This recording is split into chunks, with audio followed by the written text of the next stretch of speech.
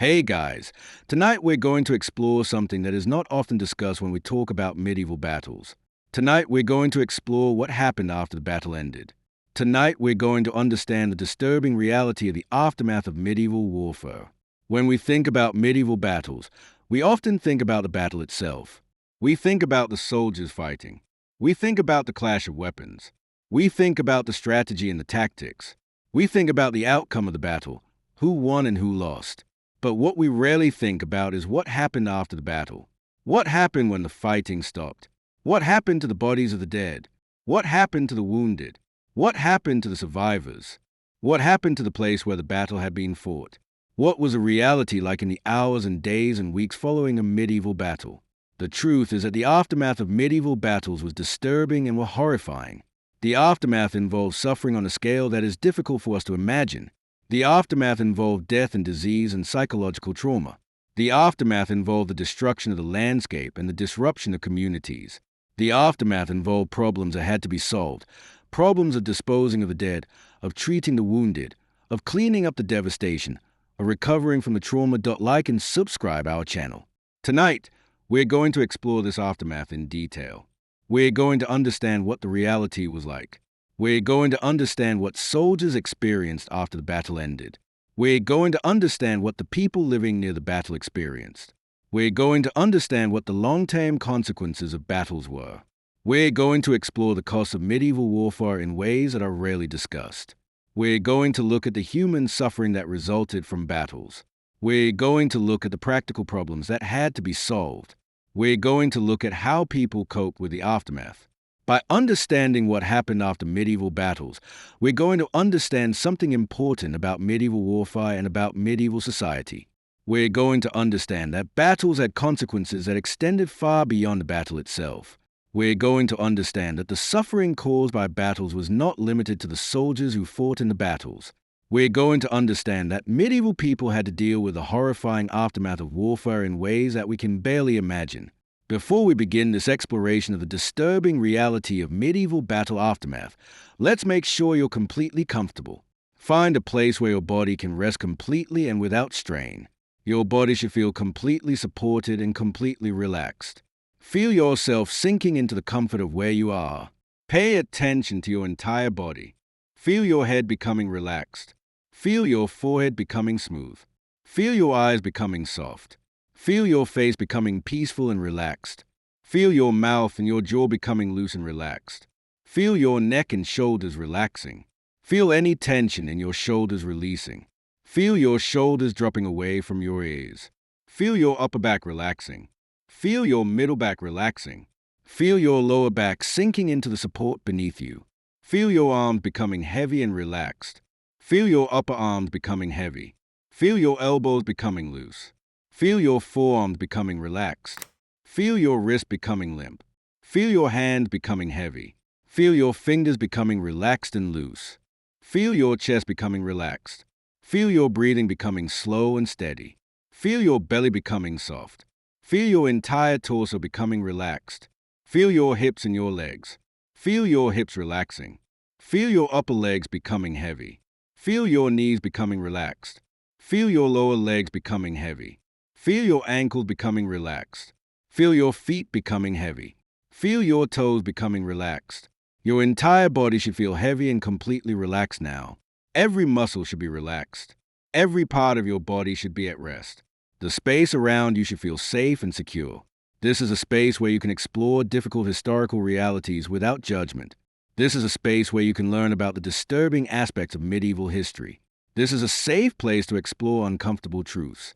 Take a slow breath in through your nose. Feel the air moving through your body. Feel your lungs filling. Feel yourself relaxing on the exhale. Breath in slowly. Hold for a moment. Breath out slowly. Repeat this.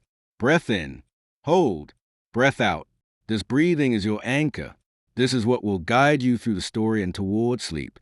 Dim the lights. The screen should be barely visible. The light should be minimal. The light should not demand your attention. Now imagine yourself standing on a field where a medieval battle has just ended. Imagine the battle has been raging for hours. Imagine thousands of soldiers have been fighting. Imagine the battle has been intense and has been violent. Imagine the fighting has stopped only moments ago. The sounds of battle are fading. The shouting and the screaming and the clash of weapons are becoming quieter. But the field is not peaceful. The field is a place of devastation and suffering. This is where we're going to go tonight. This is a reality we're going to explore. Not the glory of battle, not the victory, but the aftermath, the suffering, the struggle to survive and to recover. When a medieval battle ended, what happened in those first hours? What was the reality like for the people who were there? Let's spend time understanding these first hours in detail. In the immediate aftermath of a battle, chaos reigned. The battle had ended, but confusion continued. Confusion everywhere. The soldiers who had been fighting were disoriented. They were exhausted. They were traumatized. They didn't know what to do next. The commands that had been given during the battle were no longer being given. The structure of the military organization was still present, but it was disrupted. Soldiers didn't know where to go or what to do. If their side had won the battle, the soldiers might be elated, but they were also exhausted and traumatized. The adrenaline that had sustained them during the battle was fading. They were becoming aware of their own wounds and their own pain. They were becoming aware of what they had witnessed.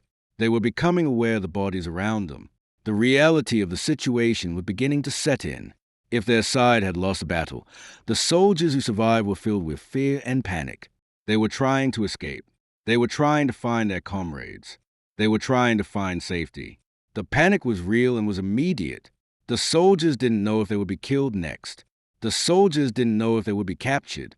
The fear was overwhelming. The first thing that would have been apparent in the immediate aftermath was the smell.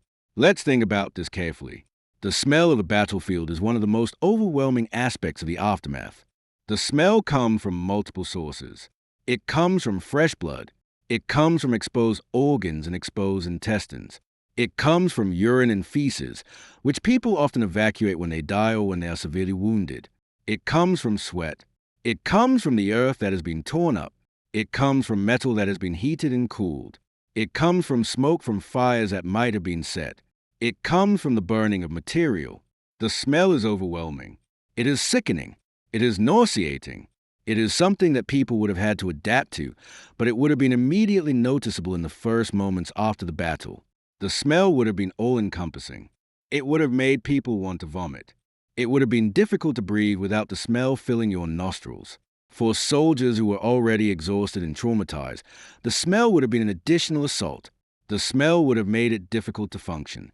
The smell would have been a constant reminder of the horror of what had just happened. The second thing that would have been apparent was the sounds.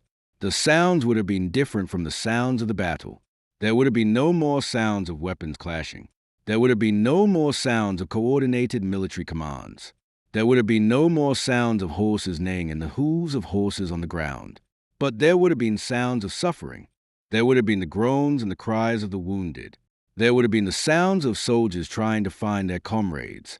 There would have been the sounds of people weeping and of people in shock. There would have been the sounds of people calling out for help. There would have been the sounds of people looking for loved ones. The sounds would have been heartbreaking and would have been difficult to listen to. The third thing that would have been apparent was the sight. The sight of the battlefield would have been horrifying, truly horrifying. The field would have been covered with bodies. Some bodies would have been intact. Some bodies would have been relatively unharmed on the surface, but would have been internally damaged. Many bodies would have been partially destroyed by the weapons used. There would have been blood everywhere. There would have been weapons scattered everywhere. There would have been pieces of armor scattered everywhere. There would have been broken shields and broken spears scattered across the field. There would have been bodies in various states of consciousness. Some bodies would have been still and would have been obviously dead. Some bodies would have been moving slightly, still alive but severely wounded. Some bodies would have been moving more actively, wounded but still conscious. The sight would have been chaotic and would have been overwhelming. The soldiers who survived would have had to navigate through this landscape of death. They would have had to step over and around the bodies of the dead and the dying. They would have had to see the wounds and the damage that had been inflicted. The navigation would have been difficult and would have been psychologically damaging. In the immediate aftermath, the winning side would have begun to organize themselves. But this process would have been slow. The commanders would have been trying to establish order, but the soldiers would have been confused and disoriented. It would have taken time for the military organization to reassert itself. The commanders would have been trying to assess the situation. They would have been trying to understand how many soldiers had been killed and how many had been wounded. They would have been trying to understand if the enemy was truly defeated or if the enemy might return. They would have been trying to understand what their losses were and whether they could afford to continue fighting if they needed to. The immediate aftermath would also have involved the treatment of the wounded. The wounded would have been crying out for help. The surgeons and the physicians, if there were any, would have been overwhelmed by the number of wounded people. There would have been far more wounded people than could be treated. Decisions would have had to be made about who to treat and who to leave to die. The treatment of wounds in medieval times was crude and often ineffective. The surgeons would have used various techniques. They might have poured boiling oil on a wound. They might have cauterized wounds with a hot iron to stop bleeding. They might have amputated limbs. They might have applied herbs or poultices to wounds. But many of these techniques were ineffective and sometimes made things worse. The cauterization of wounds would have been extremely painful. The soldier would have been in agony, but there would have been nothing to relieve the pain. Alcohol might have been used, but it would have provided only minimal pain relief. The cauterization would have been torture, but it was thought to be necessary to prevent infection. The immediate aftermath would have also involved the disposal of the wounded who could not be saved. Some commanders would have ordered that the mortally wounded be killed, to put them out of their misery and to free up resources that could be used for the soldiers who might survive. This decision would have been made for practical reasons, but it would have been a terrible decision. The soldiers who were killed would not have wanted to die. Their families would not have wanted them to be killed.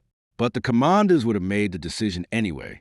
In the immediate aftermath, if the battle had been between two large armies, there would have been hundreds or thousands of bodies on the field.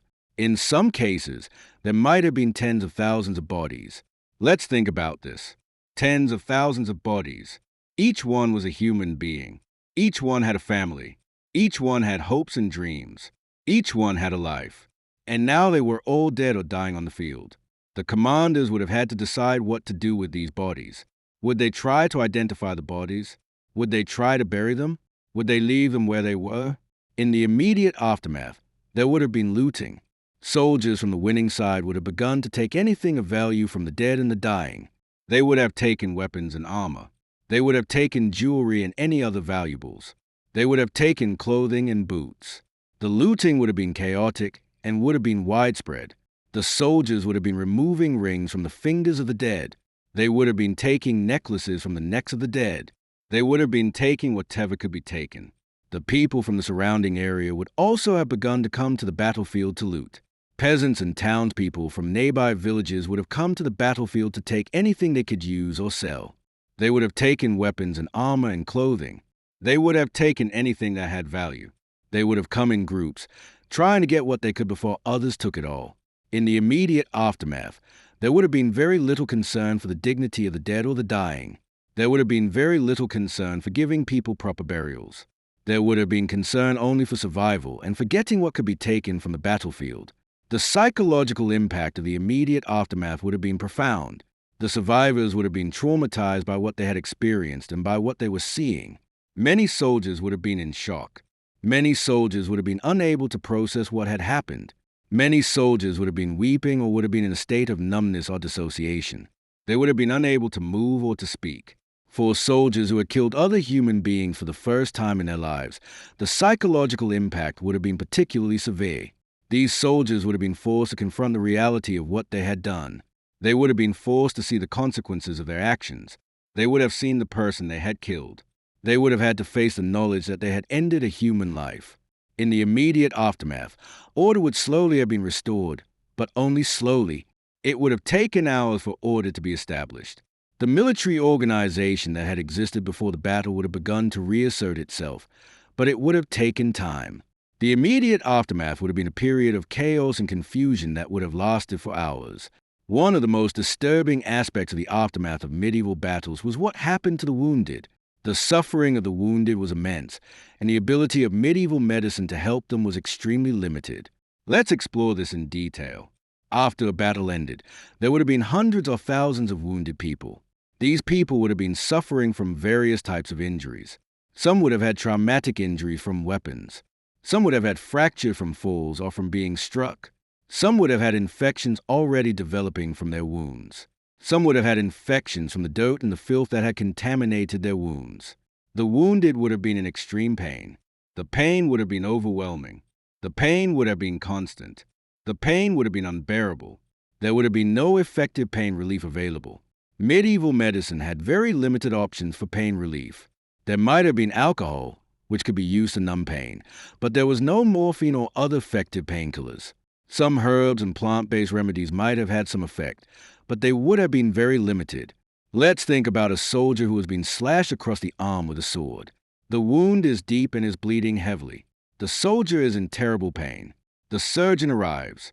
The surgeon looks at the wound.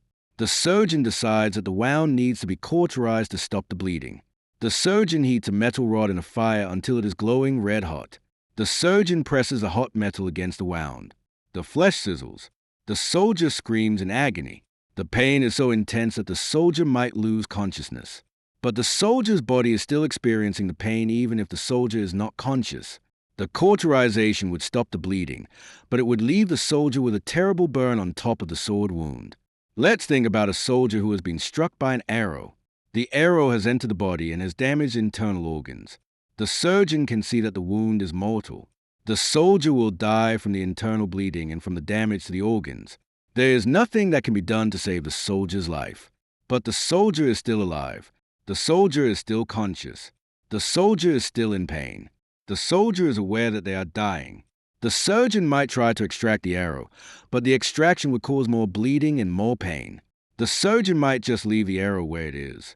The soldier will die in a few hours or a few days. The death will be slow and will be painful. Some women had access to a study or a library where they could read and think and be alone. The space might have a lock on the door that only the woman had the key to. The space was hidden in the sense that it was private and that the woman had exclusive access to it. Another type of hidden space was a secret passage that connected different rooms or different parts of the house. Secret passages were not uncommon in Victorian houses, especially in houses built before the Victorian era that were still standing and were occupied during the Victorian period. A secret passage might connect a bedroom to a study or to a library. A woman could use a secret passage to move through the house without being seen. The soldier is screaming. The soldier is begging the surgeon to stop, but the surgeon continues. Once the leg has been cut off, the surgeon has to stop the bleeding. The surgeon takes a hot iron and presses it against the wound where the leg was cut off. The flesh sizzles. The smell of burning flesh fills the air. The soldier is still screaming. The pain is unbearable, but this is necessary. Without cauterization, the soldier will bleed to death. The wounded who were left on the battlefield after the immediate aftermath would have had to survive the night and the following days without proper care. They would have been exposed to the elements. They would have been exposed to infection. They would have been exposed to scavengers who would have looted them. Many would have died from their wounds or from infection or from exposure. The wounded who were able to be transported would have been moved to temporary hospitals or medical tents. These facilities would have been set up behind the lines. The facilities would have been extremely basic. There would have been little in the way of sanitation or cleanliness. Infection would have been rampant. The surgeons who treated medieval wounds used various techniques. One common technique was cauterization, as we described. Another technique was amputation. If a limb was severely damaged or if gangrene was developing, the limb would be amputated. Another technique was the use of herbs and poultices. Various herbs would be applied to wounds. Some of these herbs might have had some healing properties, but many would have had no effect or might have made things worse. A surgeon might apply herbs that had been used for generations, but the surgeon might not have understood why the herbs were being used or whether they were actually effective. Another technique was bloodletting. The idea was that disease was caused by imbalance of the humors, and that bloodletting would restore the balance. Veins would be opened and blood would be allowed to flow out. This practice would have made patients weaker and would have made recovery more difficult. A wounded soldier who was already weak from blood loss would have had blood deliberately taken from him, making him even weaker. Another technique was the use of maggots. Maggots were sometimes deliberately placed on wounds. The maggots would eat the dead tissue, leaving healthy tissue. This technique actually had some benefit, although the physicians doing it might not have understood why it worked. The maggots would eat the necrotic tissue, which would be rotting and would be causing infection. By eating the necrotic tissue, the maggots would clean the wound, but the procedure would have been unpleasant and would have been associated with decay and death.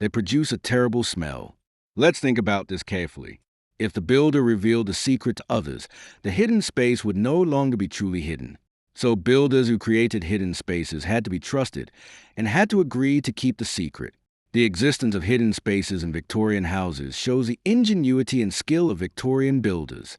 It shows that they understood how to create hidden spaces and how to do so in ways that were structurally sound and that remained hidden for long periods of time.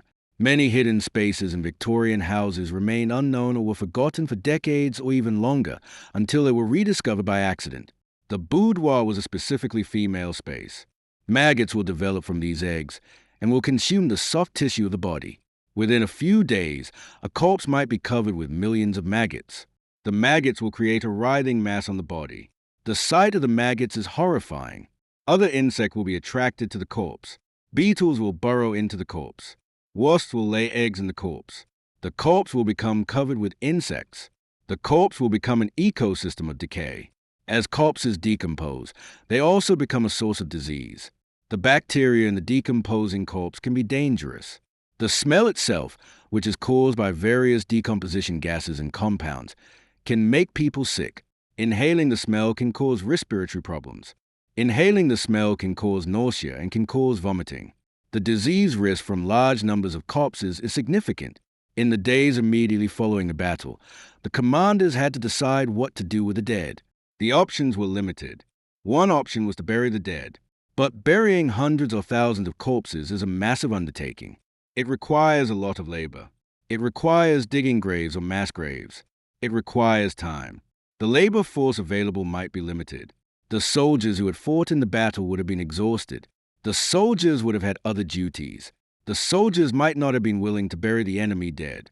In some cases, mass graves were dug and many corpses were thrown into them. The mass graves might not be very deep. The mass graves might not be very organized. Multiple bodies might be stacked on top of each other. The digging of the grave would have been difficult work. The grave would have had to be deep enough that scavengers would not be able to dig out the bodies. The grave would have had to be large enough to hold hundreds or thousands of bodies. Once the grave had been dug, the bodies would have had to be moved into the grave. The bodies would have been decomposing. The bodies would have been covered with blood. The bodies would have been covered with insects. The bodies would have been heavy and would have been difficult to move. The workers would have been exposed to the smell and to the disease risk. Many workers would have become ill. In some cases, corpses were burned. A large fire could be built and corpses could be placed on the fire. The fire would consume the bodies, reducing them to ashes. However, burning large numbers of bodies requires a tremendous amount of fuel and a tremendous amount of time. Complete cremation of a body requires temperatures of around 1,000 degrees Celsius. Building and maintaining a fire hot enough to cremate bodies is difficult. A large fire would require enormous amounts of wood. The wood would have to be cut down and would have to be transported to the battlefield. The time required to burn hundreds or thousands of bodies would be weeks or months. Also, burning bodies was sometimes considered to be disrespectful or was forbidden by religious practices. Cremation was not universally accepted in medieval Europe. Some people believed that the dead needed to be buried to be properly laid to rest. Burning the dead might be seen as a violation of the proper way to treat the dead. In some cases, corpses were simply left where they were. Commanders might not have had the resources or the time to bury or burn the bodies. The bodies might have been left on the field. In this case, the decomposition would have happened in the open air. The smell would have been overwhelming. The disease risk would have been high. The scavengers would have consumed the bodies. Over time, the bodies would have been reduced to skeletons. The skeletons would have been scattered across the field. In some cases, the bodies of high-ranking officers or nobles would have been treated differently from the bodies of ordinary soldiers. The bodies of nobles might have been returned to their families for burial. The bodies of ordinary soldiers would have been left to rot or would have been buried in mass graves. The identification of the dead was extremely difficult. Without any kind of identification system, it was often impossible to identify individual soldiers. If families wanted to bury their dead, they would have had to search through the corpses to find them. This would have been a horrifying task. A family member would have had to look at the faces of the dead, trying to identify their loved one. The face might be unrecognizable. The body might be missing limbs. The family member might not be able to confirm that the person was dead. The family member might have to leave the battlefield without knowing for sure whether their loved one was dead or alive or captured. Some of the dead would have been scavenged by the people from the surrounding area. People would have come to the battlefield and would have taken anything of value from the corpses. Clothing and boots and weapons would have been taken. Fingers would have been cut off to get rings. Ears would have been cut off to get earrings. Bodies would have been stripped of everything. The scavenging of the dead was driven by desperation and by the need for resources. Clothing and boots and weapons were valuable. For poor people, the resources on a battlefield after a battle represented a significant amount of wealth. The scavenging would have been widespread and would have been systematic. The people responsible for burying the dead would have faced a horrible task. They would have been exposed to the smell and to the disease risk. They would have had to handle the decomposing bodies. They would have been traumatized by the task. The workers would have been at constant risk of becoming ill. Many workers would have developed illnesses from the exposure. In some cases, animals would have scavenged the corpses. These husbands did not want their wives to have places where they could be alone and away from observation. But for women who had boudoirs, these spaces were invaluable. The boudoir was a space that belonged to the woman. It was a space where she could exercise some control over her own life and her own time. It was a space where she could be herself, away from the constant observation and judgment of society. The boudoir was a refuge. Another important type of hidden space in Victorian houses was the hidden library or the hidden study. These were spaces where women could engage in intellectual activity away from observation and away from judgment. Victorian society did not encourage women to be intellectual. For people living near the battlefield, the presence of the dead would have been a constant reminder of the battle and a constant source of danger. People would have had to avoid the battlefield because of the disease risk. Farmers would have had difficulty using the land for farming. The area around the battlefield would have been abandoned or would have been avoided. One of the most significant causes of death in the aftermath of medieval battles was not the direct wound from weapons, but disease. Disease killed more soldiers in medieval warfare than the weapons themselves. Let's explore this in detail. In the chaotic aftermath of a battle, disease would begin to spread almost immediately. Once inside, the room contained books and comfortable places to sit and read. Some hidden libraries were created in attics or in basements or in other spaces that were not part of the public areas of the house. A woman could go to the hidden library, close the door, and spend hours reading without being disturbed or observed. Some hidden libraries were created in small rooms off of larger rooms. A closet might connect to a larger space that was hidden behind the closet. This hidden space could be furnished as a library. A woman could enter the closet and then pass through the back of the closet to enter the hidden library. The person would be weakened by the diarrhea and by the dehydration. The person would eventually become unable to move or to function. The person would eventually die. The spread of dysentery would have been rapid in the aftermath of a battle. With contaminated water sources and with poor sanitation, the disease would have spread from person to person. The soldiers would have been drinking from contaminated water sources. The soldiers would have been living in unsanitary conditions. The bacteria that caused dysentery would have spread rapidly. Many soldiers would have become ill with dysentery. Many would have died. Another common disease was typhus. Typhus is spread by lice. In the crowded, unsanitary conditions of military camps and battlefields, lice would have been common. Soldiers would have been infested with lice. The lice would have been living in the soldiers' clothing and on the soldiers' skin. The lice would have been biting the soldiers and would have been feeding on the soldiers' blood. The lice would have spread typhus from person to person. Typhus would cause high fever and would cause headaches and would cause severe body aches and would cause a rash. Eventually, typhus would be fatal. The death from typhus would be slow. The person would be delirious from the fever for weeks. The person would eventually die. Another common disease was typhoid fever. Typhoid fever is spread through contaminated food and water. With poor sanitation and with contaminated water sources, typhoid would have been common. The bacteria that caused typhoid would contaminate the water sources and the food supplies. Soldiers with typhoid would have had high fever and would have become delirious. The fever would last for weeks. The person would eventually become unable to eat or to drink. The person would eventually die. Another problem was plague. If there was plague in the area, the poor sanitation and the crowded conditions would have been perfect for spreading plague. Rats carrying fleas infected with plague would have been attracted to the bodies and to the food supplies. The fleas would have been carrying the plague bacteria. The fleas would have bitten the soldiers. The plague would have spread to the soldiers. Plague would have caused buboes or swollen lymph nodes and would have been usually fatal. The person with plague would have been extremely ill. The buboes would have been painful and would have been oozing pus. The plague would have spread through the bloodstream and would have caused the person to die within days or weeks. Another problem was infections of wounds. The weapons used in medieval warfare would have been dirty. The swords and the arrows would have been contaminated with dirt and with bacteria. When a weapon pierced the body, it would have introduced bacteria and dirt into the wound. The wound would have become infected. The infection would have spread. Infected wounds would have developed various complications.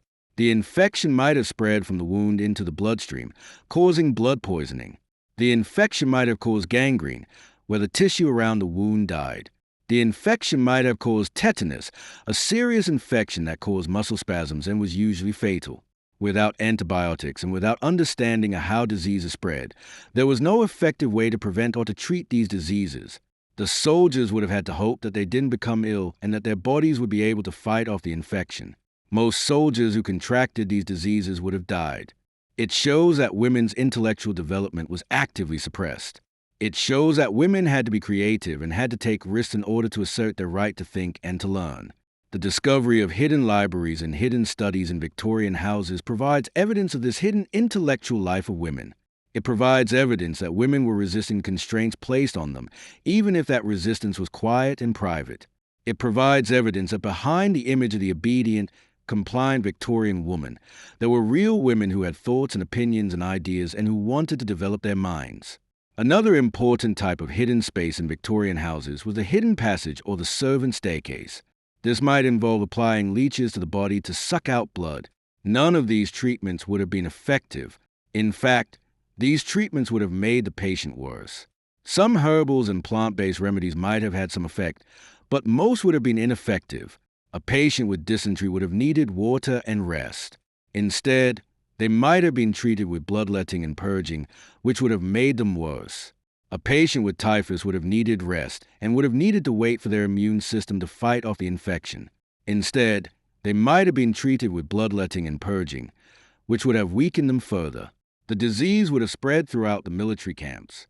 Some women used hidden passages to visit the library or the study without being seen. A woman could move through the hidden passage and could access the hidden room without anyone knowing where she was going. She could spend time in the hidden room and then could return to her public rooms without having to account for her time or her whereabouts.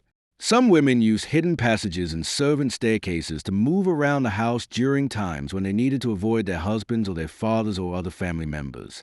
A woman could move through the hidden passage and could avoid a family member who might want to know where she was going or what she was doing. Some women use hidden passages to access the outdoors without being seen. A hidden passage might lead from the main part of the house to a back door or to a hidden garden. A woman could use a passage to access the outdoors without being visible from the street or without being visible from the main rooms of the house.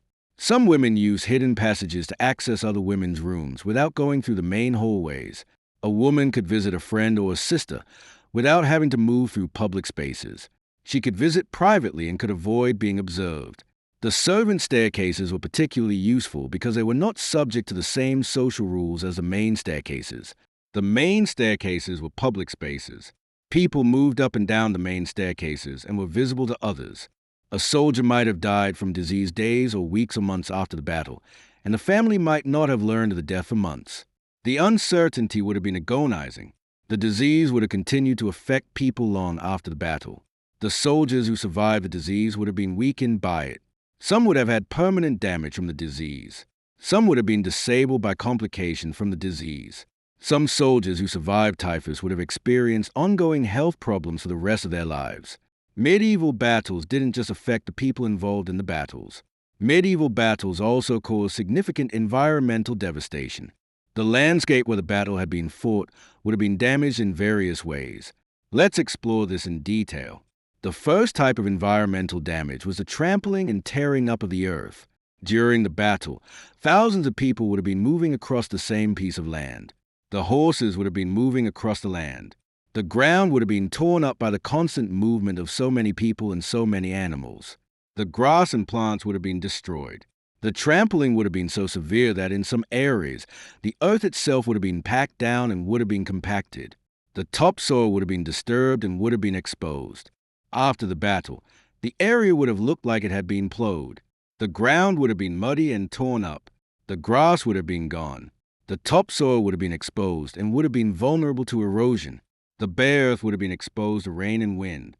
The topsoil would have been washed away or blown away. The land would have been left in a state where nothing could grow. The recovery of the land would have been slow. It would have taken months or years for the grass and plants to grow back. In the meantime, the area would have been a barren wasteland. The second type of environmental damage was a contamination of the water sources. After a battle, the water sources in the area would have been contaminated with blood and with decomposing bodies. The wells would have been contaminated. The rivers and streams would have been contaminated. The water would have been unsafe to drink. Imagine a river flowing through the area where a battle had taken place. The river would have been carrying blood and pieces of flesh and other debris from the battlefield. Decomposing bodies might be in the river or might be near the river. The water would have been contaminated with bacteria and with disease. Anyone drinking from the river would become ill. The contamination of water sources would have had long-term effects. The water sources might have been contaminated for months after the battle. People in the area would have had difficulty getting clean water. The contamination of water sources would have contributed to the spread of disease. The people and the animals in the area would have suffered from drinking contaminated water. The third type of environmental damage was the destruction of crops and of vegetation. If the battle took place in an area where crops were growing, the crops would have been destroyed. The army moving through the area would have trampled the crops. The soldiers would have taken crops for food. The crops would have been destroyed or harvested, leaving nothing for the local population. One of the most famous is a hiding place that was used to hide a priest during times of religious persecution. The hiding place is quite elaborate and would have been extremely uncomfortable, but it provided a place of refuge. Chevenix House also contains hidden passages that connect different parts of the house. These passages were used by servants and by family members. Some of the passages are quite elaborate and were clearly intentionally designed as part of the house's architecture. Another example is Knowle House in Kent, England. Knowle House is a very large house with hundreds of rooms and with extensive hidden spaces and secret passages. The people in the area would have found that the resources they depended on were no longer available. Trees that had taken decades to grow would have been cut down in days. The forest would have been depleted of trees. Animals that provided meat and hides would have been killed. The local population would have found that they had no resources to use for the rest of the season.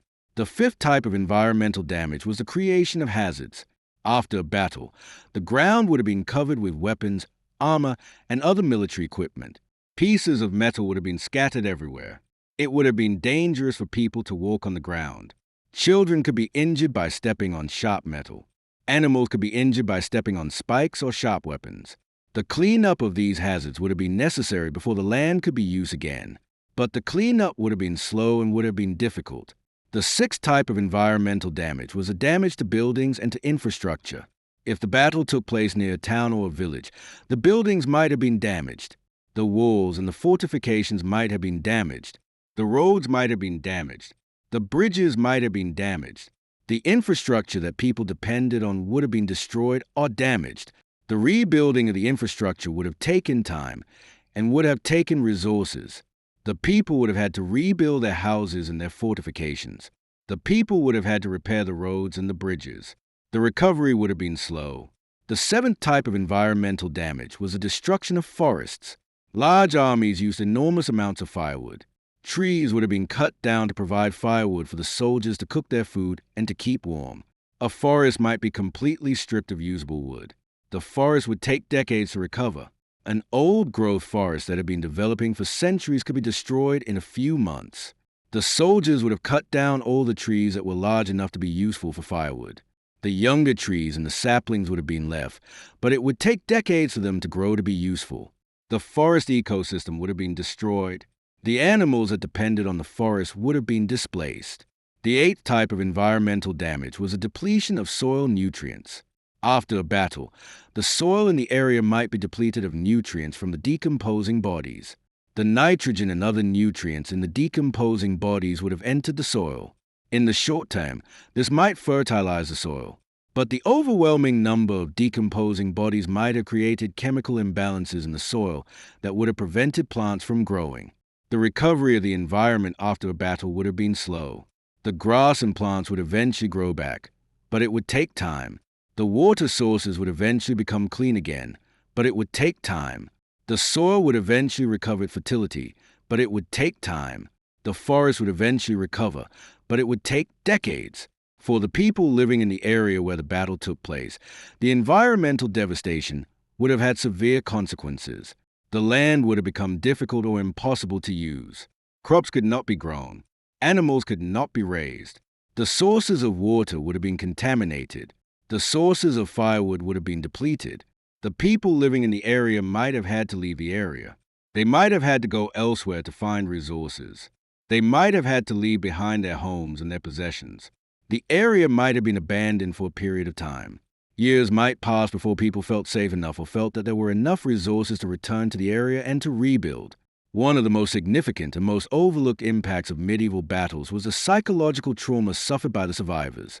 The psychological impact of witnessing and participating in battle would have been profound and would have been long-lasting. Let's explore this in detail. Soldiers who fought in medieval battles would have experienced what we would now call post-traumatic stress disorder or PTSD. PTSD is a condition that develops after a person experiences or witnesses a traumatic event. The person with PTSD might experience flashbacks, nightmares, hypervigilance, and emotional numbness. PTSD can be devastating and can make it extremely difficult for a person to function. Medieval soldiers who survived a battle would have been exposed to experiences that were extremely traumatic. They would have seen people killed. They would have seen people severely wounded. They would have been exposed to the smell of death and decay. They would have been exposed to extreme violence and to extreme suffering. The experiences would have been so overwhelming that the soldier's mind might not have been able to process what had happened. For soldiers who had killed other human beings in the battle, the psychological impact would have been particularly severe. A soldier who had stabbed or slashed another person with a sword would have had to confront the reality of what they had done. They would have had to see the person they had killed. They would have had to live with the knowledge that they had ended a human life. The knowledge that they had killed another human being would have weighed on them for the rest of their lives. The psychological impact might have been delayed. A soldier might function relatively normally immediately after the battle, with the adrenaline and the shock keeping them functioning. But days or weeks or months later, the reality of what they had experienced would have begun to set in. They would have had nightmares. They would have remembered the smell of the battlefield. They would have remembered the sounds of the dying. They would have remembered the faces of the people they had killed. The memories would have been vivid and would have been intrusive. They would have been unable to sleep or to focus. Some soldiers would have experienced what we might call emotional numbing. They would have been unable to feel emotions. They would have been unable to enjoy things. They would have felt disconnected from their surroundings and from other people. A soldier might come home after a battle and might be unable to feel happy to see their family. The soldier might be unable to feel love or affection. The soldier would be going through the motions of living, but would not be truly alive. Some soldiers would have become hypervigilant. They would have been constantly on guard. They would have reacted strongly to sudden noises or sudden movements. They would have been unable to relax or to feel safe. A soldier might flinch at sudden noises. A soldier might sleep with a weapon nearby. A soldier might be constantly scanning their surroundings for threats. Some soldiers would have experienced guilt. They might have felt guilty about people they had killed. They might have felt guilty about people they hadn't been able to save. They might have felt guilty about surviving when others had died. They might have felt that they should have done something differently during the battle. They might have felt that they were responsible for the deaths of their comrades. The guilt might have been overwhelming. A soldier might be unable to forgive themselves for what had happened. The soldier might believe that they deserved to be punished. The soldier might engage in self-harm or might have suicidal thoughts. The psychological trauma would have affected soldiers' ability to function in normal life. A soldier who was traumatized might have difficulty maintaining employment. A traumatized soldier might be unable to concentrate on work. A traumatized soldier might have difficulty showing up for work consistently. They might be fired because they couldn't function properly. A traumatized soldier might have difficulty maintaining relationships. A soldier might be unable to be intimate with their spouse. A soldier might be irritable and might lash out at their family members. A soldier might be unable to show affection or emotion. A soldier might withdraw from their family. A traumatized soldier might turn to alcohol or to other substances to cope with the trauma. The soldier might drink to numb the pain. The soldier might drink to sleep. The soldier might drink to forget what had happened. The alcohol might provide temporary relief, but the underlying trauma would remain. For soldiers who experience particularly severe trauma, the psychological impact might have been debilitating. Some soldiers might have become unable to function at all. Some might have become suicidal. Some might have been institutionalized or locked away because they were considered to be mad or insane. The psychological trauma would have been passed on to families. A soldier who was traumatized and who turned to alcohol or who became violent would have affected their family members. Children who grew up with a traumatized parent would have been affected by the trauma. A child might be afraid of their parent. A child might learn to be hypervigilant in response to their parent's hypervigilance. A child might develop their own trauma from growing up with a traumatized parent. The psychological trauma would have also affected the broader community. Soldiers returning from battle would have brought their trauma with them. Communities would have had to deal with veterans who were struggling with psychological issues. Some communities might have had so many traumatized soldiers that the entire community would have been affected. Medieval society did not have an understanding of PTSD or of mental health conditions. Soldiers who were struggling with trauma might have been seen as weak or as cowardly. They might have been blamed for their inability to function normally. There would have been no treatment and no support. The soldiers would have had to struggle alone with their trauma. Some soldiers might have turned to religion to cope with their trauma. They might have become monks or might have gone on pilgrimages. They might have sought spiritual healing. The spiritual practices might have provided some comfort, but the underlying trauma would have remained. Some soldiers might have turned to violence to cope with their trauma. They might have become brigands or might have engaged in banditry. They might have turned their violence outward toward others. The soldiers would have been unable to control their violent impulses, and they might have hurt innocent people. Some soldiers might have become involved in feuds or in conflicts with other people. The soldiers might be quick to anger and might be quick to violence. The soldiers might seek revenge or might seek to settle grudges. The violence perpetuated by traumatized soldiers might have led to more violence and more trauma. The psychological trauma of medieval warfare is one of the most significant impacts of warfare, but it is one that is rarely discussed. The trauma would have affected soldiers for the rest of their lives. The trauma would have affected their families and their communities. The trauma would have had consequences that extended far beyond the battle itself. The consequences of a medieval battle extended far beyond the immediate aftermath. The long-term consequences of battles were significant and would have disrupted communities for months or years. Let's explore these long-term consequences in detail. One of the most significant long-term consequences was the economic impact. A battle would have destroyed resources and would have disrupted economic activity. Farms might have been destroyed. Businesses might have been disrupted. Crops might have been destroyed. Animals might have been taken or killed. The economic damage would have been extensive and would have taken time to repair. The rebuilding of the economy after a battle would have been slow. Resources would have had to be rebuilt. The labor force would have been depleted by soldiers who had been killed or who had been wounded or who were traumatized. The soldiers who had survived might have been unable to work because of their injuries or their trauma. The economy might not have recovered for months or years. Another long-term consequence was the impact on the labor force. If a significant portion of the male population had been killed or wounded in a battle, the labor force would have been severely depleted. There would have been fewer people to work the land, to do building and construction, to do craftsmanship. The work that needed to be done would have been too much for the remaining workers. The depletion of the labor force would have had consequences that would have rippled through society. If there were fewer farmers, there would have been less food grown. If there were fewer craftspeople, there would have been fewer goods produced. If there were fewer workers, work would have been slower and would have been more expensive. The labor shortage would have meant that wages would have increased, but the increased wages would not have compensated for the loss of workers. Another long-term consequence was the impact on families.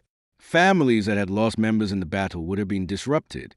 A family that had lost a father would have been left without a primary source of income. A family that had lost sons would have lost future workers and future protectors.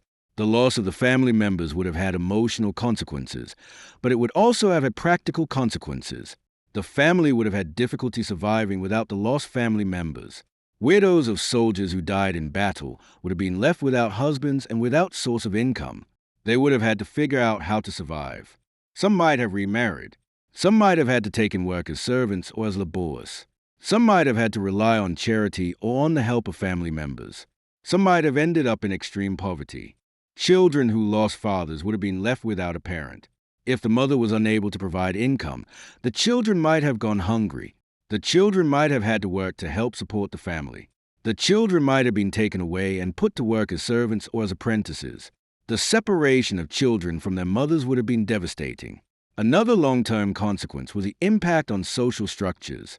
Wars and battles disrupted the normal functioning of society. The normal rules and norms might have been disrupted. The authority structures might have been disrupted.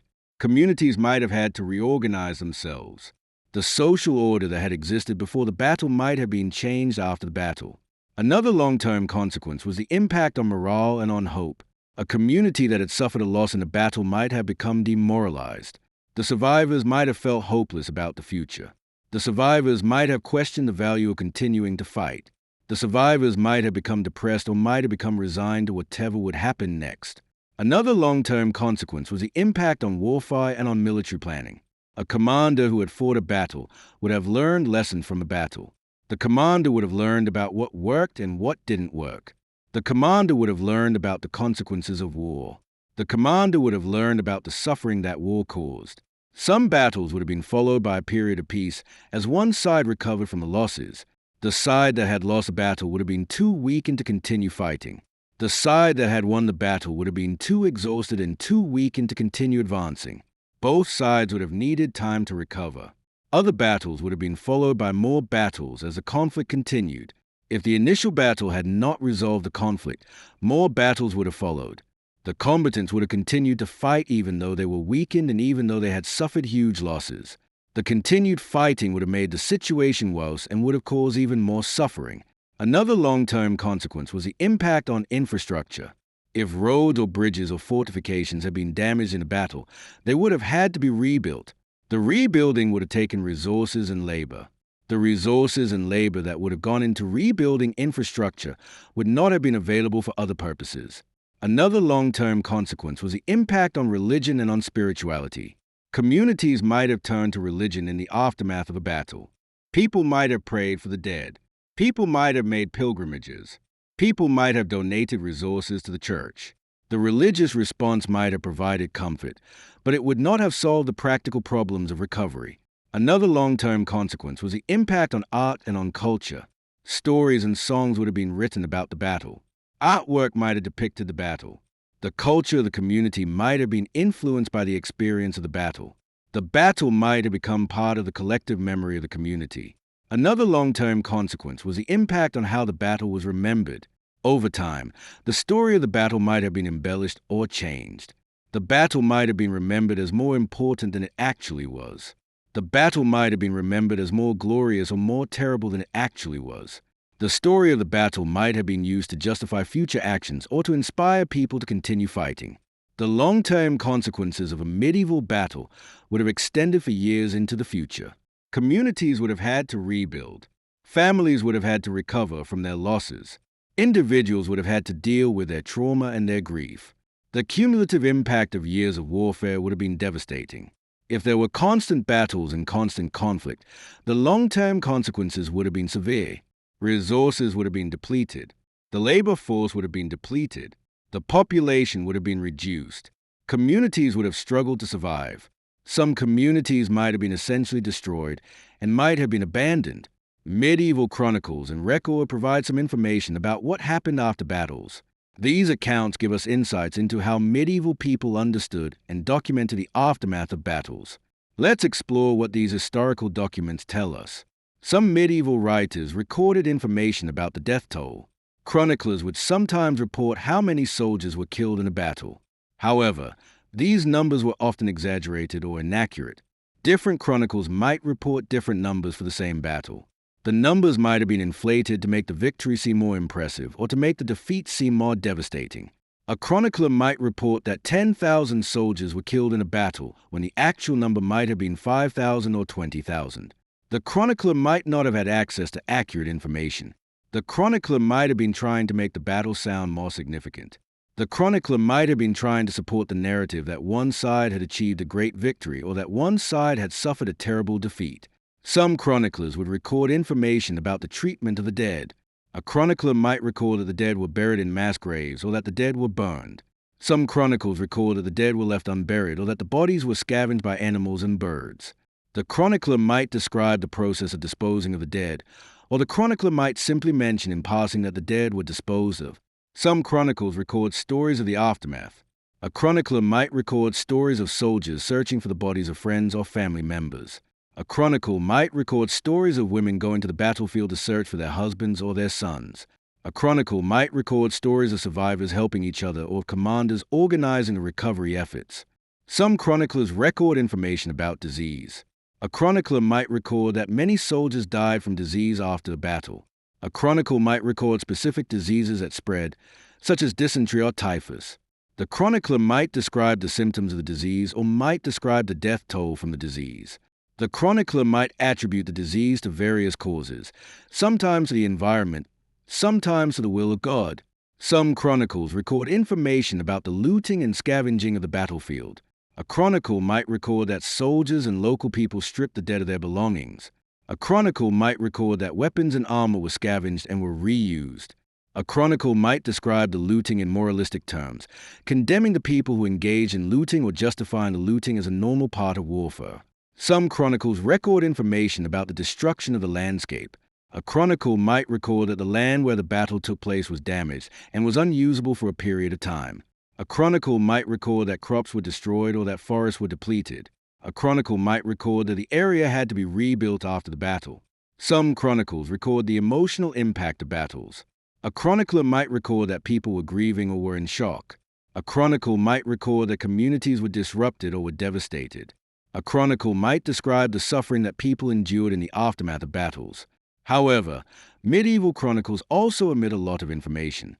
Chroniclers did not describe the smell of the battlefield or the suffering of the wounded in graphic detail. Chroniclers did not record the psychological trauma experienced by soldiers. Chroniclers often focus on the outcome of the battle and on the reasons of the victory or the defeat, rather than on the aftermath and the suffering. Some chronicles were written by people who had not been present at the battle. These chroniclers might have relied on reports from others, and these reports might have been inaccurate or incomplete. A chronicler might have been writing years after the battle, relying on memory and on second-hand accounts. The chronicler might have gotten the details wrong. Some chronicles were written to glorify one side or to criticize the other side. A chronicle might have been written to justify a victory or to explain a defeat. The chronicle might have been biased toward one side or the other. A chronicle written by the winning side might portray the victory as great and glorious. A chronicle written by the losing side might portray the defeat as a temporary setback, or might blame the defeat on bad luck or treachery. Despite these limitations, medieval chronicles do provide some information about what happened after battles. By reading multiple chroniclers' accounts of the same battle, we can get a sense of what happened. By comparing chronicles to what we know from archaeology and from other sources, we can develop a more complete picture. Some medieval letters and documents provide information about the aftermath of battles. A letter from a soldier to his family might describe his experience. A letter from a commander to his superiors might describe what happened after a battle. A letter from a merchant might describe the economic impact of a battle. These letters might be more personal and more detailed than chronicles, but they might also be biased or might be inaccurate. Some medieval legal documents provide information about the aftermath of battles. A document might record land disputes that arose because of damage caused by a battle. A document might record compensation that was paid to people whose land had been damaged. A document might record disputes about inheritances when the heir died in a battle. Some medieval religious documents provide information about the aftermath of battles. A monastery might record prayers or pilgrimages that were made in response to a battle. A religious text might record how religious people understood and responded to the aftermath of battles. A religious document might record masses that were said for the dead or donations that were made to the church. The challenge in using these sources is that they are incomplete and sometimes unreliable. We have to be careful about how we interpret them. We have to understand the perspective and the biases of the person who wrote the document. We have to understand what the writer was trying to accomplish by writing the document. Despite these limitations, the medieval records do provide valuable information about what happened after battles. They help us understand how medieval people experienced and understood the aftermath of warfare. They help us understand how medieval people coped with the consequences of battles. They help us develop a more complete picture of what medieval warfare was really like. Let's explore some specific medieval battles and what is known about what happened after them. These case studies will help us understand the reality of medieval battle aftermath. The Battle of Hastings in 1066 was one of the most significant battles in English history. The battle was fought between the Norman forces of William the Conqueror and the English forces. The battle lasted all day. It was brutal and it was exhausting. The battle took place near the town of Hastings in southern England. When the battle ended, thousands of soldiers had been killed. The English had been defeated. The Norman forces had won. The Norman victory would have enormous consequences. The Norman victory would eventually lead to the Norman conquest of England. The entire political structure of England would be changed. A woman might spend time in a library or museum when she needed quiet and refuge. A woman might spend time in a church or chapel. Some poor women might have created private moments even without physical spaces. A woman might take a walk alone and might use the time for thinking and reflecting. A woman might go early to work to have a few moments alone before the day began. The difference in access to secret spaces based on social class shows that constraints placed on women affected women of different classes differently. Wealthy women were more constrained by the rules of respectability because they had more to lose if they broke the rules. The survivors would have had to find their way back to their homes. The survivors would have carried the trauma of the defeat with them. The aftermath of Hastings would have had enormous consequences. The Norman victory led to the Norman conquest of England. The Norman forces would have had to occupy England and would have had to suppress English resistance. The Norman conquest changed the course of English history. The Battle of Bosworth Field in 1485 was a significant English battle that resulted in the death of King Richard III. The battle was fought in the English Midlands. The battle was a clash between the forces of Richard III and the forces of Henry Tudor. After the battle, Henry Tudor had won. Richard III had been killed. The discovery of Richard's body on the field would have been significant. The body would have been treated with respect or with disrespect depending on the treatment of the victor. In this case, Richard's body was eventually buried in a cathedral. The aftermath of Bosworth Field led to the end of the Wars of the Roses. A new dynasty, the Tudor dynasty, came to power. The consequences of the battle would have extended for decades. A new order would be established. A new government would take control. The Battle of Agincourt in 1415 was a famous English victory in the 100 Years' War. The battle was fought between English forces and French forces. The English were outnumbered. The odds were against the English. But the English won despite being outnumbered. The battle was brutal and the death toll was enormous. Thousands of soldiers were killed. The French suffered much heavier losses than the English. The aftermath of the battle would have been grim. After the battle, the French dead were left on the field. The bodies would have been left for days before being buried. A mass grave was eventually dug for many of the bodies. The scavenging of the battlefield would have been extensive. Everyone would have wanted to take what they could. The aftermath of Agincourt included disease. Many soldiers died from disease after the battle. The soldiers who survived would have been deeply traumatized by the experience of the battle and by the aftermath. The soldiers would have had nightmares and would have had memories that would last for the rest of their lives. The Battle of Towton in 1461 was one of the bloodiest battles in English history. The battle was fought between English forces supporting different claimants to the throne.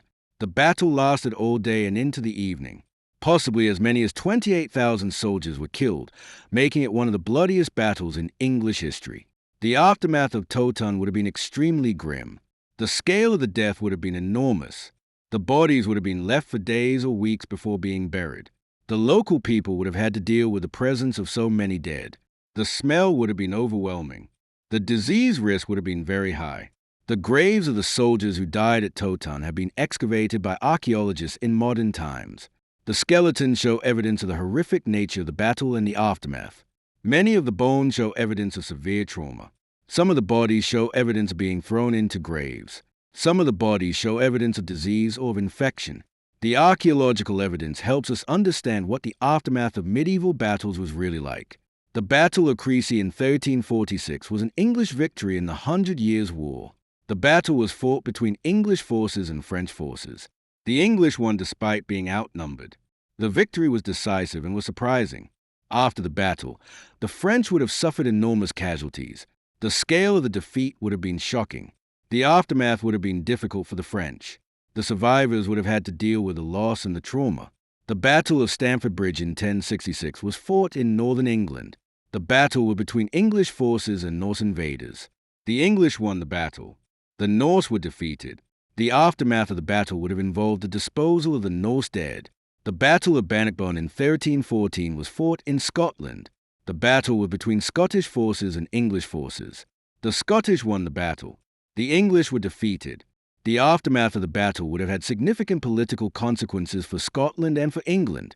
Each of these battles had an aftermath that was significant and that was consequential. The battles disrupted communities.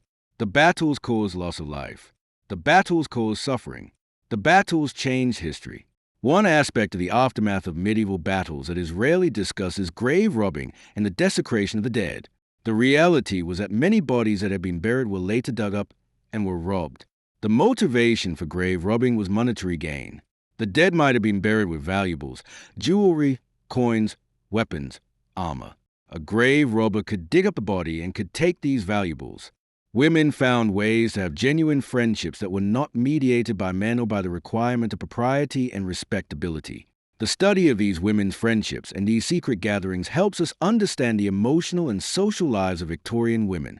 It helps us understand that women had rich inner lives and complex relationships with each other. It helps us understand that women were not passive and compliant victims of their circumstances, but rather were active agents in creating meaning and connection in their lives. The secret spaces that served as venue for these friendships and these gatherings were thus places of profound significance. They were places where women could be themselves and could support each other. They were places where women could create alternative communities and alternative social structures. They were places where women resisted the isolation and the loneliness that the broader society imposed on them. What can we learn from the secret spaces of Victorian houses? What do these hidden rooms and hidden passages tell us about Victorian society? What do they tell us about the lives of Victorian women? What do they tell us about human nature and human resilience? The secret spaces of Victorian houses tell us that the constraints placed on women in Victorian society were real and were oppressive. They tell us that women needed places to escape from these constraints. In some cases, graves were desecrated not for monetary gain, but out of malice. A soldier from the winning side might have dug up the bodies of the soldiers from the losing side, and might have mutilated the bodies or might have scattered the remains. The desecration would have been an insult to the enemy and would have been a way of expressing hatred and contempt for the enemy. The desecration of graves was sometimes forbidden by military codes or by religious law. Some commanders issued orders that graves were not to be desecrated. Some religious authorities condemned grave robbing as a sin. But enforcement would have been difficult and would have been incomplete. The grave robbing and desecration of graves was another disturbing aspect of the aftermath of medieval battles. It shows that even the dignity of the dead was not respected. It shows that the aftermath of battles was filled with crime and with violations.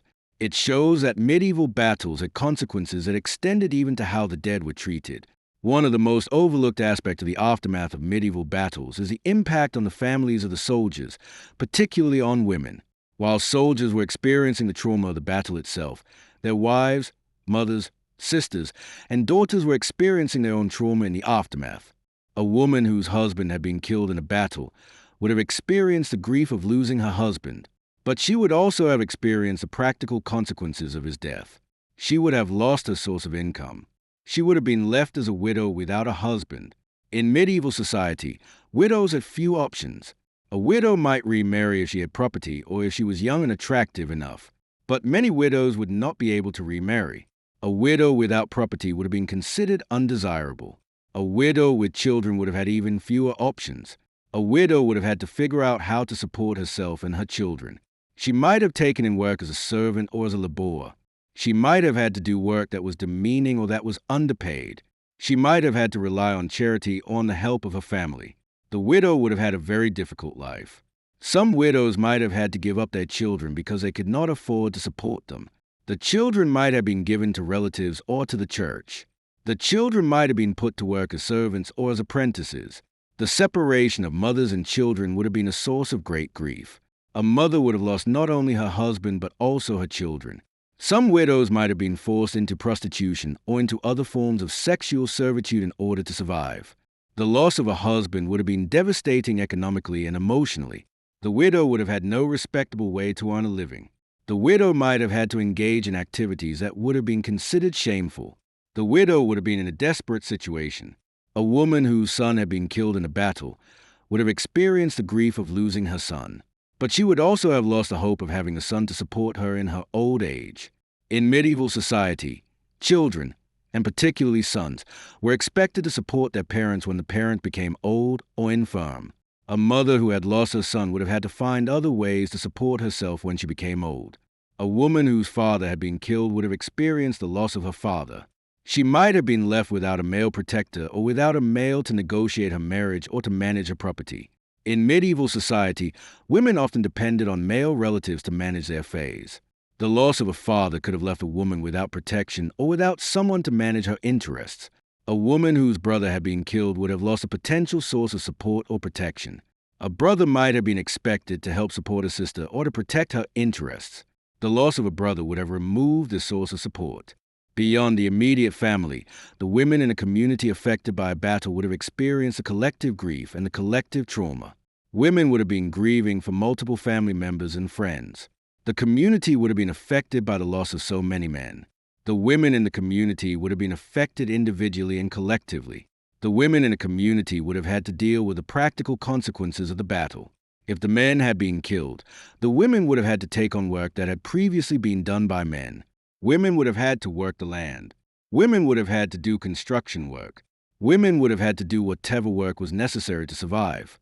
The women would have been overworked and would have been exhausted.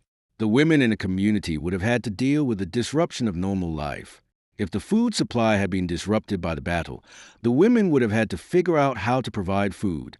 If the housing had been damaged, the women would have had to figure out how to repair it or to find shelter. If the sources of firewood had been depleted, the women would have had to figure out how to get firewood. The women would have had to solve problems that they might not have been equipped to solve. The women in a community would have had to deal with the presence of many widows and many orphans. The community would have had to figure out how to support all of these people. Resources would have been stretched. The community would have had to make difficult decisions about how to allocate resources. Some women would have come to the battlefield in the aftermath to search for the bodies of their husbands or their sons. They would have been trying to find the bodies so that they could give them proper burials. The experience of searching through the bodies of the dead would have been traumatic.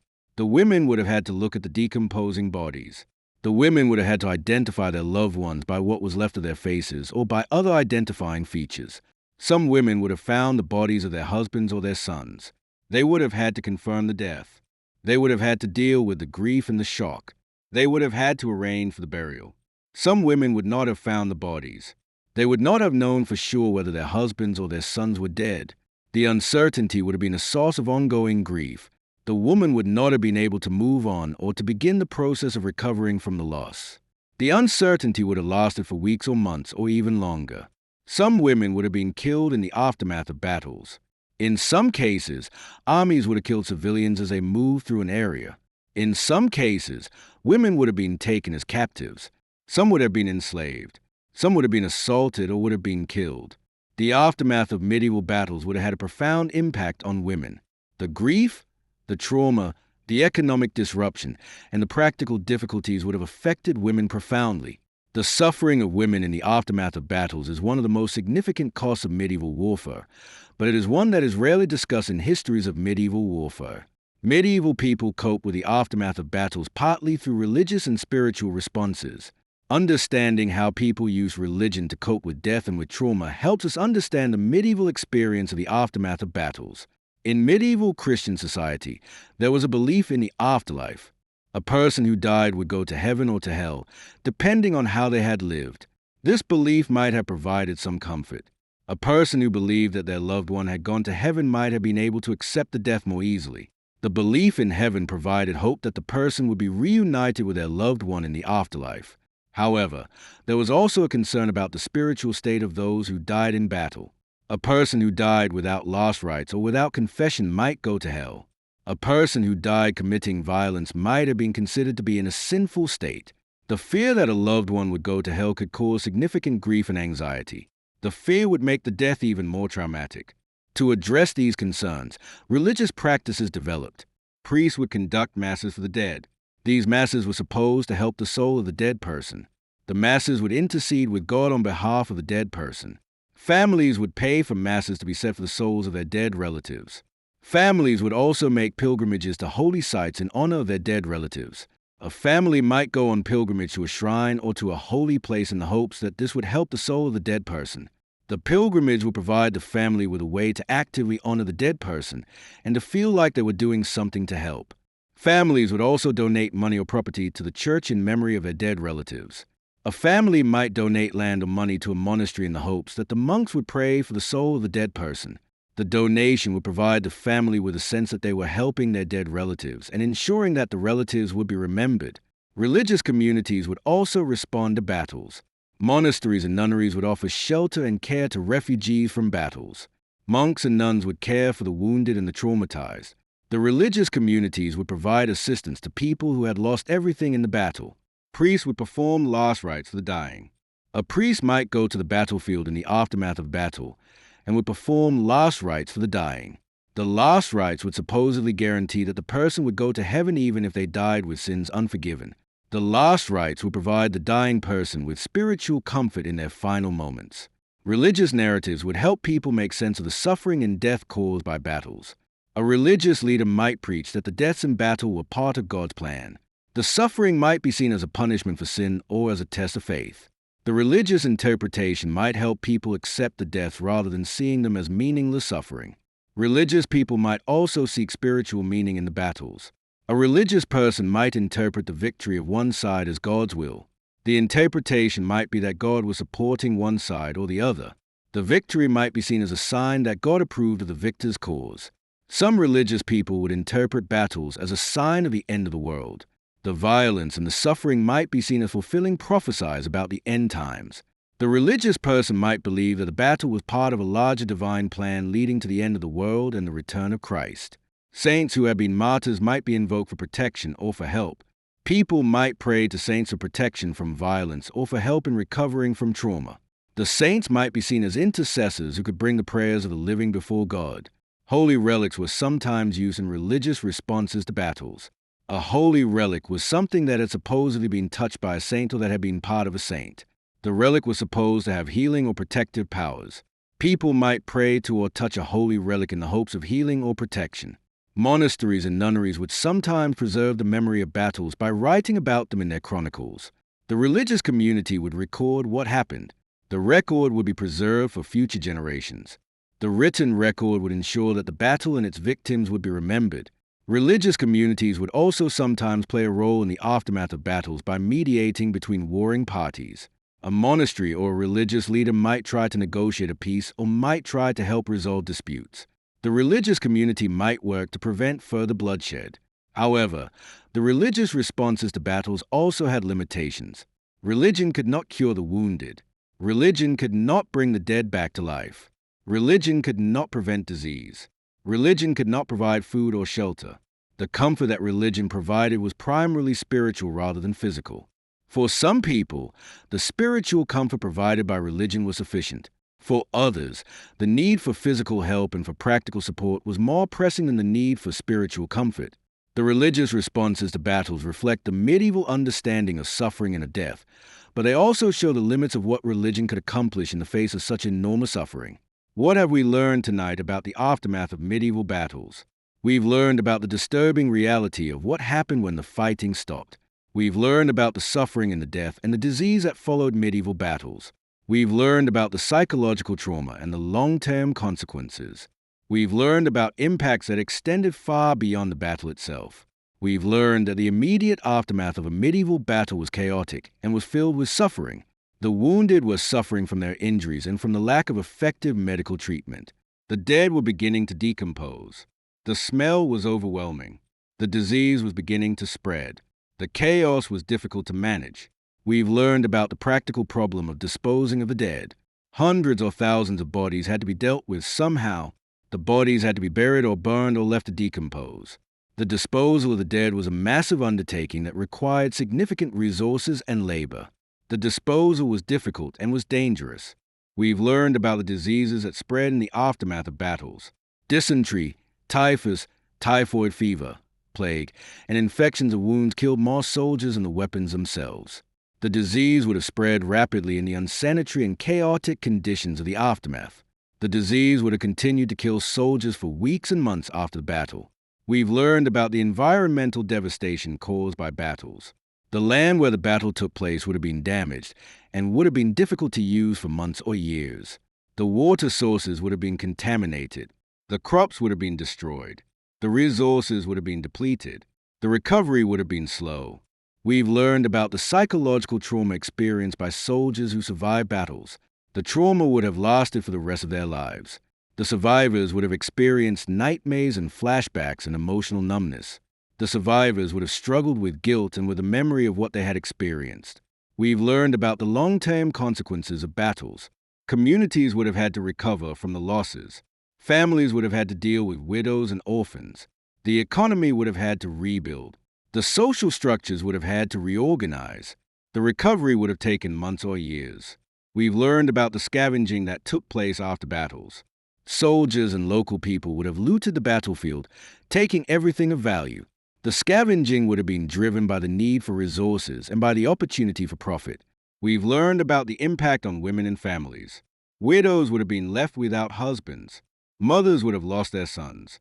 The women in communities would have had to take on additional work and would have had to cope with additional trauma.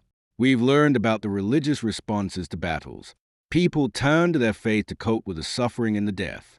Religious communities provided shelter and care. Religious leaders provided spiritual comfort. The religious responses provided meaning and provided hope in the face of suffering. We've learned that the aftermath of medieval battles was one of the most significant and most disturbing aspects of medieval warfare. The aftermath was where the real human cost of warfare became apparent. The aftermath was where the suffering and the trauma and the devastation became real. The aftermath was where the consequences of war became most visible. We've also learned something about human resilience. Despite the suffering and the trauma, people survived. People recovered. People rebuilt. People went on with their lives. The resilience in the face of such horrific circumstances is remarkable. The human ability to endure and to recover is extraordinary. We've learned that medieval people had to deal with the aftermath of warfare in ways that we can barely imagine. The suffering was great. The trauma was deep. The consequences were far-reaching. The recovery was slow and was difficult. But people found ways to cope. People found ways to recover. People found ways to move forward.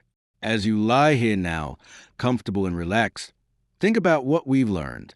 Think about the people who lived through medieval battles. Think about their suffering and their trauma.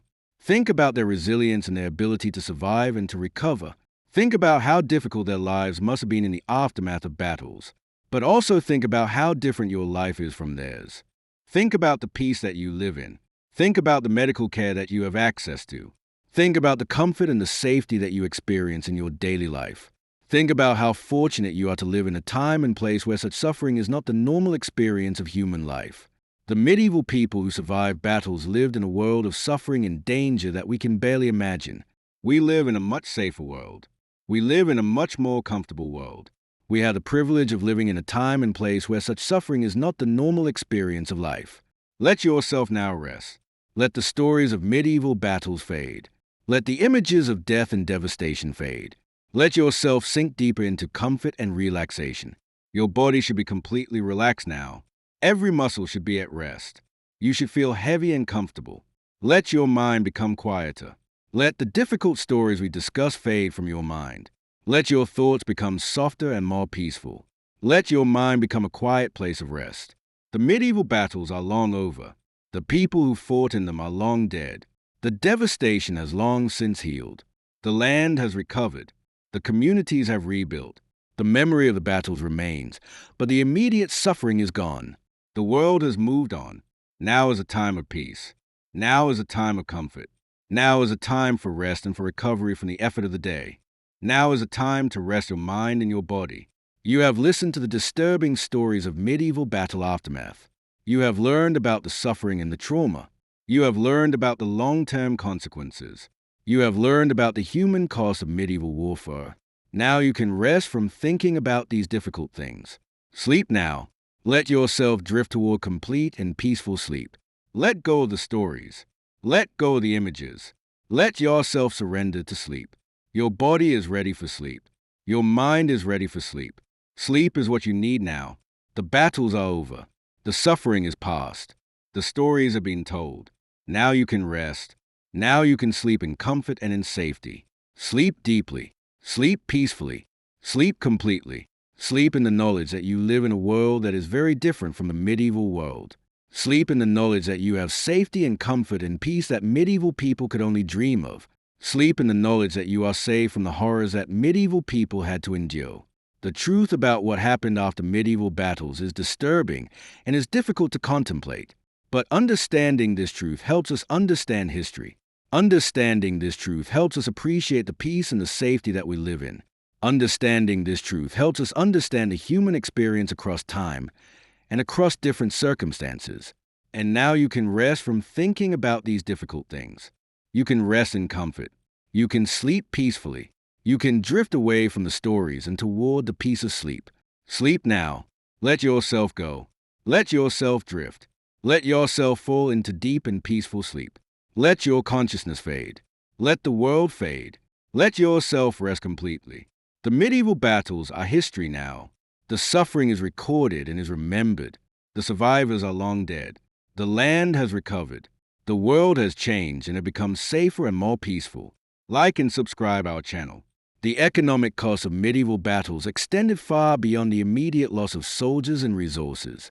Let's think carefully about the financial consequences of medieval warfare.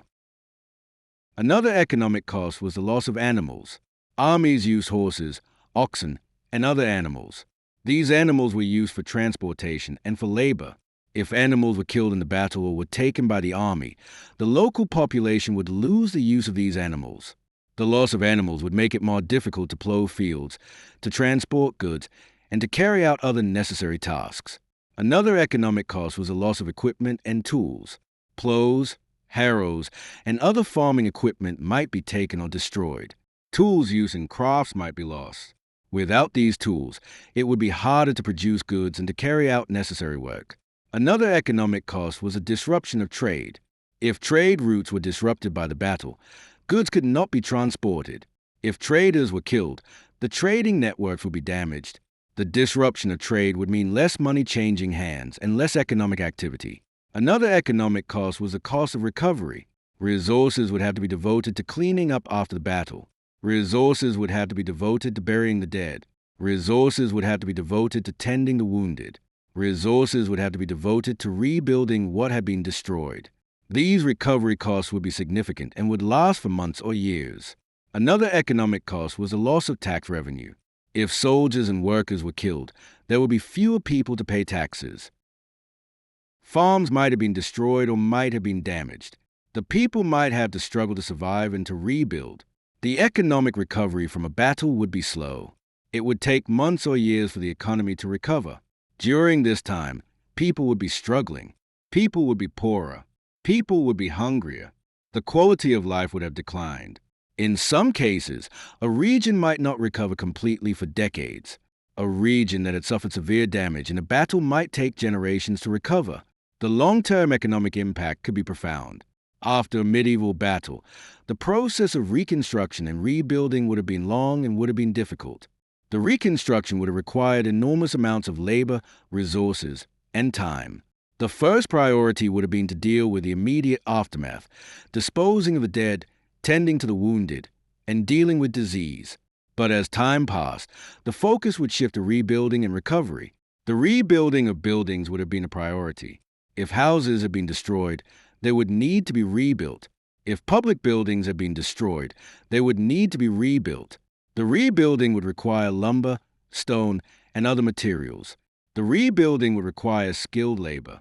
The rebuilding of infrastructure would also have been important. Roads would need to be repaired. Bridges would need to be rebuilt.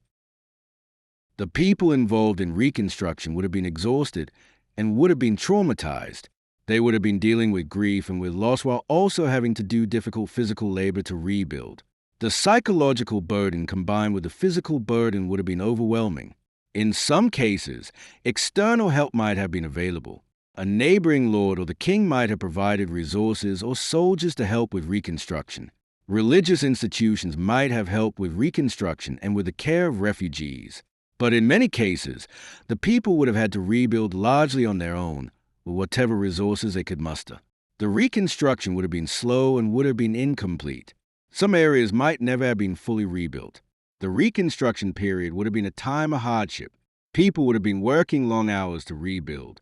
People would have been trying to survive with limited resources. The hardship would have lasted for months or years. Medieval battles had impacts that extended into culture and collective memory. The battles would have been remembered. Stories would have been told. The impact on culture would have been significant and would have been long-lasting. The stories of battles would have been passed down from generation to generation. An old soldier might tell his children and grandchildren about the battle he had fought in. The stories might become embellished over time, with each retelling adding details or changing the narrative. Songs and poems would have been written about battles. Bards and poets would have composed works celebrating victories or mourning defeats. These works would have been performed at gatherings and would have been remembered and passed down. Artwork might have depicted battles. Artists might have created paintings or sculptures showing scenes from battles. The artwork might celebrate the victory or might commemorate the dead. Monasteries and abbeys would have recorded information about battles in their chronicles. The records might include information about the casualties or about the aftermath. The records would be preserved for future generations. Families would have told stories about their members who died in battles. These family stories would have kept the memory of the battles alive and would have honored the dead. Landmarks might have been associated with battles. A field where a battle had been fought might be remembered as a battlefield for generations. The location might be pointed out to travelers. The history associated with the location would be remembered. Holidays or commemorative days might have been established to remember important battles. These commemorative days would ensure that the battles would be remembered and would be honored. The collective memory of battles would have influenced culture. Battles would have been seen as important events in the history of a region. The outcomes of battles might have been interpreted as signs of God's will or as evidence of the strength or weakness of different groups. The cultural impact of battles would have extended to how society understood warfare and conflict. Battles would have been seen as inevitable parts of medieval life. Warfare would have been seen as a normal activity. The cultural understanding of warfare would have been shaped by the experiences and the memories of battles. The psychological impact on culture would also have been significant. Communities that had suffered in battles would have had a collective trauma. The trauma might have affected how communities understood their place in the world. The trauma might have affected how communities viewed themselves and other groups. Medieval commanders and military leaders would have understood the costs of battles. They would have seen the consequences. They would have learned lessons from the battles they fought. A commander who had fought in a battle would have seen the devastation. The commander would have seen the death toll. The commander would have understood the suffering. The commander would have understood the cost to the local population and to his own people. Some commanders might have tried to minimize the costs of warfare. The tactics that worked in one battle might be used again in future battles. The tactics that failed in one battle might be avoided in future battles. The understanding of the cost of battles would have influenced decisions about whether to engage in warfare. A lord or a king might be more reluctant to go to war if the benefits seemed to be outweighed by the costs. A lord or a king might be more willing to negotiate or to accept a compromise if the cost of warfare seemed too high. However, the understanding of the cost of warfare did not always prevent warfare. Even when commanders understood the costs, they might still choose to engage in warfare. The political, economic, or social benefits of warfare might seem to outweigh the costs. The pride or the honor of a ruler might drive them to wage war even when the costs were high. Medieval battles were not isolated events. Battles were part of a broader system of medieval warfare and medieval society. Understanding battles requires understanding the broader context. Medieval warfare was a normal part of medieval life. Wars and conflicts were common. Battles were frequent. The constant threat of warfare affected how medieval society was organized and how medieval people lived. The organization of medieval society was influenced by the need for military defense. Fortifications were built to protect against attacks. Armies were maintained to conduct warfare. The nobility was organized around military power. A noble's status was partly determined by his military power. The economy of medieval society was influenced by warfare. Resources were devoted to military purposes. Soldiers had to be fed and equipped. Weapons and armor had to be produced. The economic resources devoted to warfare could have been devoted to other purposes. The religion of medieval society was influenced by warfare. The church had to respond to the realities of warfare. The church had to deal with the moral issues raised by warfare. The church had to deal with the spiritual needs of soldiers and the families of soldiers. The culture of medieval society was influenced by warfare. Stories and songs celebrated warriors and warriors' deeds. Families had to be prepared for the possibility that their men would be killed or would be wounded in warfare. Families had to be prepared to survive without the men if they were killed or if they were gone for extended periods. The education of medieval boys was influenced by the need for military training. Noble boys were trained in military skills. Even non-noble boys were sometimes trained in military skills or in the use of weapons. Understanding medieval battles requires understanding the medieval world. Battles were not isolated events, but were part of the fabric of medieval society. The battles reflected the values and the realities of medieval life. The battles had consequences that extended throughout medieval society. Tonight, we have explored the disturbing truth about what happened after medieval battles. We have explored the aftermath in great detail. We have looked at the suffering, the death, the disease, the devastation, and the long-term consequences. We have learned that the aftermath of medieval battles was one of the most significant and most disturbing aspects of medieval warfare. The aftermath is where the real human cost of warfare became apparent. The aftermath is where we can understand the true impact of medieval warfare on medieval people and on medieval society. We have learned that medieval battles were not glorious or noble events. Medieval battles were horrifying and were devastating. Medieval battles caused immense suffering. Medieval battles destroyed lives and destroyed communities. We have learned that the people who lived through medieval battles showed remarkable resilience and remarkable courage. Despite the suffering and the trauma, people found ways to survive and to recover. People rebuilt their communities. People went on with their lives. The human ability to endure and to overcome is extraordinary. We have learned that history is not always pleasant or beautiful. History includes suffering and tragedy and destruction. Understanding history means understanding the suffering and the tragedy as well as the achievements and the victories. We have learned that medieval people were not so different from us. They experienced pain and fear and grief just as we do. They wanted to survive and to protect their families just as we do. They wanted to live in peace and to enjoy their lives just as we do. Medieval people were human beings with human hopes and human fears. We have learned that warfare has always a cost that extends far beyond the soldiers who fight. Warfare affects families and communities. Warfare affects the environment and the economy. Warfare affects culture and psychology. The costs of warfare are enormous and are far-reaching. By understanding the aftermath of medieval battles, we have gained insight into the human experience of warfare. We have gained insight into medieval society and medieval life. We have gained insight into human resilience and human suffering. As you lie here now, very comfortable and very relaxed, think about what we have learned. Think about the medieval people who lived through the horror of battles and their aftermath. Think about their courage and their resilience. Think about their suffering and their trauma. Let yourself feel compassion for the medieval people who experienced such suffering. Let yourself understand that they were human beings who experienced the same kinds of emotions and the same kinds of needs that you experience. But also let yourself appreciate the fact that you live in a different world.